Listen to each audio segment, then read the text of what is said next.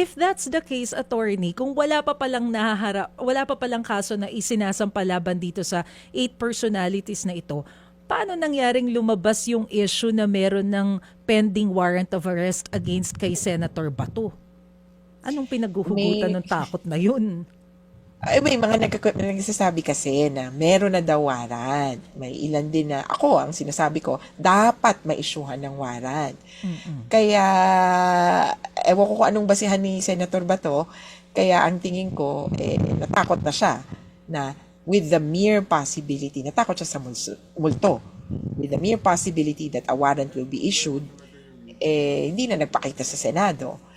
Yung problema niyan ay yun nga, sabi mismo ng, actually, nung Defense Counsel, sabi ni Kaufman, ako, wala nga siyang alam na may warrant of arrest na in-apply Mm-mm. Paano pa kaya tayo sa publiko, hindi pa rin talaga ito i-announce dahil confidential ang application and issuance ng warrant. So, kumbaga, gulatan ulit kapag ka na-issuehan Gulat. ng warrant of arrest. Oo, kasi Ganon. doon sila nakaka-aresto. Mhm. Yung ibang warrant na in-announce nila, katulad ng kay Putin, kay Netanyahu, mga pinuno ito ng mga bansa, walang nangyari. Ano lang, nakapublic lang. Kasi in-announce, isang bahagi yon. Kaya mukhang sa atin, mas uubra ang surprise at gulatan. Mm. Pero doon po sa 8 pangalan na nabanggit po dito sa DCC, yung isa po doon, si Camilo Cascolan, siya po ay yumao na. So kung sakali, paano yung magiging kaso nun? Paano mahahabol kung meron talaga siyang responsibilities? Walang kaso na maipafile Oo. kay Camilo Cascolan dahil prinsipyo yan kapag patay na ang tao, wala na siyang criminal responsibility. Kaya likely, at least 7 lang ang maaaring filean ng warrant of arrest. Pero I Pero alam nyo si Camilo Cascolan, isantabi ko lang, sabihin ko lang na ano yan ang tinuturing na arkitekto ng war on drugs. Ayon sa ilang nakalap naming impormasyon, siya kasi yung director ng, tama ba, operations nung PNP nung panahon na yon. At siya ang talagang instrumental kung paano na-scale up yung DDS killings. Pero sa sistema po ba ng investigation sa ICC, bagamat wala pa pong kaso, etong 8 o 7 dun sa 8 napangalanan, obligado ba sila na magbigay ng kanilang statement? Well, hindi naman. Mm-mm, mm-mm. Pero maganda naman, di ba? Yun yung challenge ko sa kanila. Dahil subject ka na ng investigation, alam mong sinisilip na yung responsibilidad mo. Hindi ba maganda na parang mag-volunteer ka na, uy, teka, gusto kong ilinaw. Para kay Senator Bongo na sinasabing, this is factually incorrect. Hindi ako head ng PMS nung panahon na yon. He could submit parang counter affidavit. Wala kasing ganun sa ICC talaga na required kang mag-submit. Sa totoo yung punto natin ngayon, para tayong nasa PI. Mm. So, para sa iba parang, hindi ba ito arraignment na, attorney? Mm-mm. Hindi pa po kasi hindi pa nga natin alam yung saklaw ng charges. Ang alam lang natin, ang kaso, ang krimen niya ay crimes against humanity. Pero, in what acts? Anong period? Yung ganon. Mm-mm. Mabusisi sa ICC, kaya dito, aalamin pa natin kung anong saklaw. May count 1, 2, at 3 ng crimes against humanity kay Duterte. Aabangan pa natin kung i-affirm yung charges or yung kaso laban kay Duterte. No, oo. Yung iba, antabay lang, pero mababanggit talaga kasi may supporting role kayo dito sa nangyari. At ito nga po yung sinasabi natin na mangyayari on February 23 to 27, yun pong confirmation of charges. Pero bago po tayo mapunta dyan, meron din po kasing gustong mangyari yung defense team to disqualify yung 3 na abogado sa kampo ng prosekusyon. Pakipaliwanag nga po kung paano po ba yung sistema ng ICC. Paano mong masasabi na biased yung mga abogado sa kampo ng prosekusyon? Paano po ba nagwo-work yung sistema kaibahan dito sa local courts natin sa Pilipinas?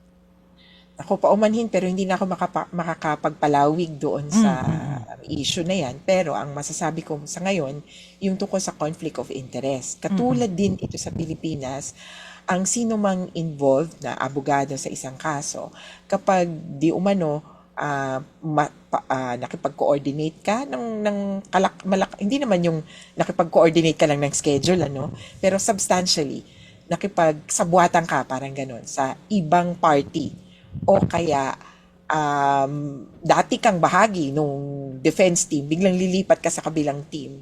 So may tatlong parties yan, prosecution, defense, at victims.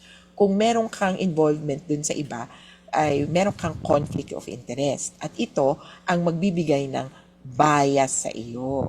Kaya para patas ang laban, kumbaga, dapat hindi biased, hindi prejudiced yung mga involved. Pero paano po ito makakaapekto? I mean, when it comes dun sa schedule, urgency ng pagdinig ng kaso.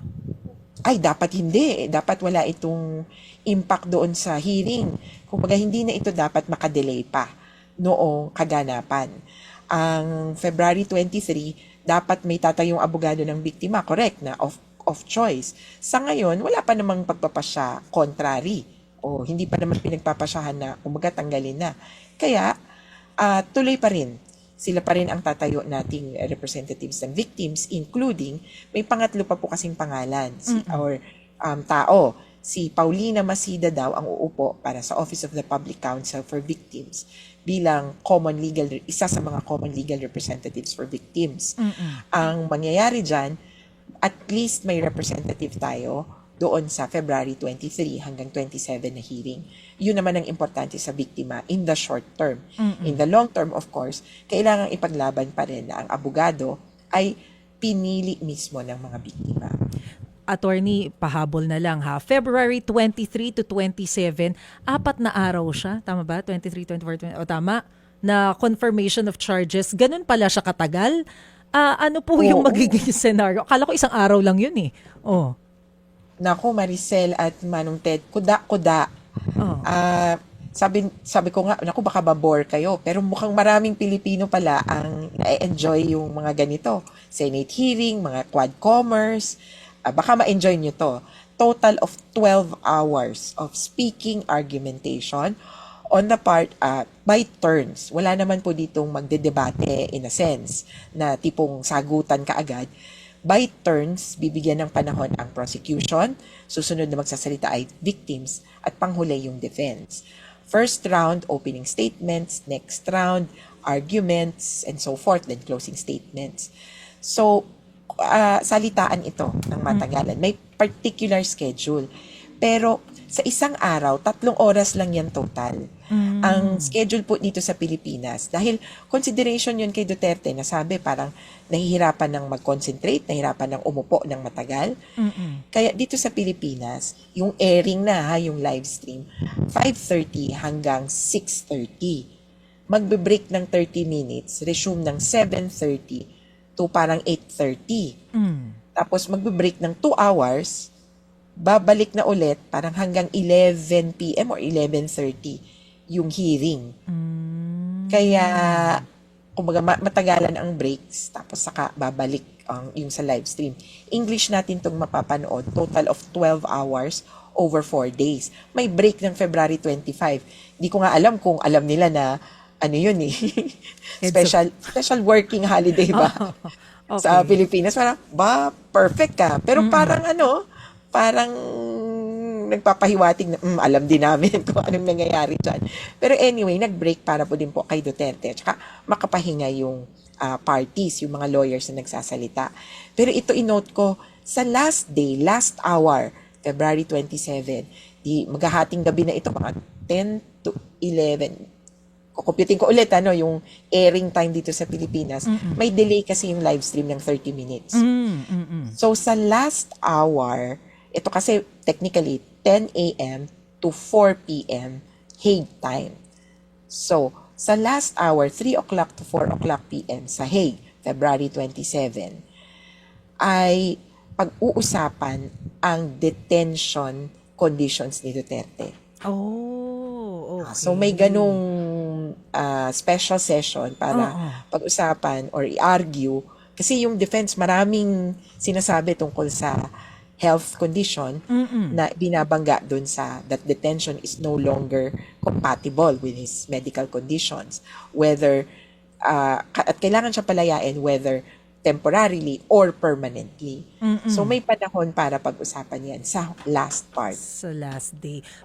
Dahil po sinabi na physically fit si Presidente, si FPRRD, dyan sa pagdinig, do we expect him to be physically present o parang kagaya ng dati na pwede na naka-livestream, Zoom? Salamat, binanggit mo yan. Talagang fit to stand trial, kaya nga tayo matutuloy. Yung choice na sumipot, sa kanya yon. May option sa totoo lang na mag-waive ng appearance. Ang huli kong rinig, hindi naman sila nag-request ng video link, kaya posibleng hindi siya by video humarap. Ako inaasahan ko siya at para sa amin, mas cathartic, di ba, para sa mga biktima na makitang ito na siya, hinaharap niya. Kasi iba pa rin yun na makita mo yung inaakusahan or yung pinaparatangan mo ng mga kaso na nako-confront, naririnig yung di umano ginawa niya. Panghuli na lamang po on my end, attorney, kayo po ba ay dadalo sa The Hague on February 23 for the confirmation of charges? Abay, gusto ko. Pero syempre marami pang i-consider at kung papaano and in what role. Sa minimum, kung meron po mga biktimang gustong pumunta doon or nakapag-sign up na sa pagpunta. By the way, ngayong araw po, sasabihin ng ICC, siguro mamayang gabi, sasabihin nila yung seat allocations. Okay. Or kung may seats pa, ganon. Kasi last week, nagpa-sign up sila. So ngayon, sasabihin kung yung mga nag-sign up na kung pwede ka bang pumasok sa loob o sa labas ka. Kung ano man po, maganda na nandoon kami, mga abogado ng mga biktima, para alalayan sila. Nakadepende pa dun yung decision ni Attorney Conti. O sa loob ba ako, sa labas. Sa loob o sa labas. May upuan ba dyan? Bawal magdala ng sariling upuan. Sasabihin ko na sana Meron akong dito folding chair. Hindi pwede. Alright. Okay. Attorney, yung po sinasabi nila Senator Ping Lacson at ng iba na yung ginawa daw nga kasi kay Pangulong Duterte ay ang claim nga po nitong mga mga petitioners di ho ba sa Supreme Court ay illegal. So ang sabi, in case maglabas ng arrest warrant laban sa kanyang mga co-conspirator ba ang tawag, Maricel? Co-perpetrator. Perpetrator. Co-perpetrator o kasabwat dito po sa madugong war on drugs na ito. Dapat daw idaan muna sa local court yung implementasyon nito at wag nang gayahin yung ginawa kay Pangulong Duterte na ibiniyahin na lang sukat sa The Hague. Ano po yung reaksyon doon? May debate pa dyan. Ang binabanggit niya yata ay yung proseso sa extradition kung saan ihaharap mo sa isang local court yung warrant of arrest tapos parang kukuha ka ng local, quote-unquote, or Philippine warrant of arrest. Kailangan mo patunayan yung batas ng bansa. Kailangan mong i-argue na compatible yan, yung batas nila at batas natin. Sa pananaw ng ICC at dun sa Rome Statute mismo, hindi ganon ang proseso. Totoo na ihaharap sa local court, pero para kumpirmahin yung identity nung di umano akusado. So, hindi yung proseso ayon sa extradition, kundi yung proseso sa ICC. Ngayon, may depensa naman itong Philippine government. Pwede nilang sabihin, hindi na kami member state. Kaya hindi kami required to follow Article 59 of the Rome Statute. Kaya kung sa akin, pwede na mangyari yung nangyari nung nakaraan. Diretso na siyang sinurrender sa ICC. Magiging issue yung quote-unquote validity or invalidity ng pag-aresto sa kanya or kanila, ay doon na lang sa ICC na mismo. Kasi ma'am, di ho ba pending pa yung issue yan sa Supreme Court ngayon? May issue ng parang constitutionality. Kaya lang, technically, ang kaso nila ay for habeas corpus. Pero, So, is the arrest legal? Ang problema, may warrant of mapakitaan ka lang ng warrant of arrest. Sasabihin ng korte, okay, there is legal basis to detain you. hindi ma'am, ito ho ngayon ang pending case, yung kine-question, yung pagpapadala kay Pangulong Duterte sa The Hague, hindi po ba? May petition for habeas corpus, right? And then yan ang pending ngayon, if you are Yes. aware of it? Yung Opo. yung habeas corpus kasi ang tanong ay medyo komplikado ito dahil ang habeas corpus ay technically and simply you bring the body to court. Yes. At doon, pag dinala mo yung katawan, tatanungin ng korte, bakit mo dinedetain yan? May kaso na ba yan? Ang sasabihin ng detaining authority, opo, ito po yung kanyang warrant of arrest, ito po yung basehan kung bakit namin hinuli, at ito po yung kaso na nakasampalaban sa kanya. At ito yung katawan, kumbaga. Paano kung ang excuse na lang ngayon ng Philippine government, wala na sa amin yung katawan Kaya we cannot bring the body. Nasaan yung katawan? Nasaan yung tao? Nandun po sa ICC. At ito po ang kanyang warrant of arrest. May peculiarity sa mga ICC documents, processes. Kasi ang usapan sa Rome Statute, you can only question the jurisdiction of the ICC before the ICC, not in a local court. Dahil international treaty ito, yung mangyayari dyan, bubusisiin yung Rome Statute Tama ba ang sinabi ng Rome Statute? Tama ba na ganito ang proseso? Hindi local court ang may kapangyarihang idetermina, kahit pa Supreme Court natin, hindi sila ang may kakayahan na, kumbaga, determine on the constitutionality of the Rome Statute. Bagaman may area na pwede nilang sabihin, this is incompatible with our Constitution, at this point, hindi yun yung tanong. Ang tanong ay, do you have legal basis to detain this person? Ang unang problema dyan ay, sasabihin ng Philippine government, wala na sa amin yung tao. And pangalawa, yes, meron po kaming legal basis to detain him. Okay, sige. Kaya nung una pa lang po na lumabas yung balita na dumating ang presidente, dating Pangulong Duterte sa airport, remember? Nagkumahog silang lumapit sa Supreme Court, di ba? To prevent, right? If you recall, nagkumahog silang lumapit sa Supreme Court to prevent the Philippine government from, kumbaga, from arresting surrendering the former president to the Hague. Walang dumating, di ba? Tapos na yung office hours, inabot ng gabi, kaya bumiyahe na sila. So, sa kaso ho ngayon, with all due respect, dito po sa mga binabanggit na mga senador, etc., ganun po ang, kumbaga, kung maninindigan ang Philippine government, maaari pa nilang gawin yon. Kung sakasakali, pag nagdumating yung arrest warrant, they will implement it again, and then, may chance pa rin ang kabilang banda na pumunta sa Supreme Court. Pag walang naging order to prevent the Philippine government, mangyayari pa rin yun, attorney. Oo po, kasi even under the Rome Statute, ang tanging role ng local court ay alamin kung tama ba ang taong hinuli at siguro tatanungin lang, tatanungin kung meron bang nalabag na karapatang pantao. Tama ba yung proseso ng pag-aresto? Pero yung validity ng warrant, validity ng Rome Statute or legitimacy ng ICC ay hindi ko questionin sa isang local court. Kaya pala agad nang lumapit sila Attorney Torion dito sa naipabalita lamang na may warrant of arrest, pero hindi inaksyonan kasi nga wala namang official, di ba? Opo, Yun, kaya okay. yan lang yung hirap kasi napakaikli ng panahon na okay, ito na yung warrant, tapos baka isurrender ka na kaagad.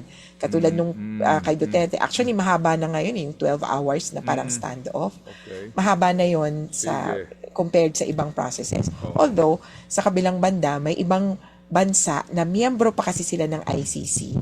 Kaya na-compel nila yung bansa nila na sundin yung proseso under Article 59. Okay. Dito, hindi natin mapilit-pilit si Marcos na dali mo muna ng korte, isundin mo yung proseso na iharap sa local court, i-confirm yung identity, pwedeng mag-avail ng interim release, kasi hindi tayo member ng ICC. So si Duterte din ang may gawa nun. mabalikan. Opo.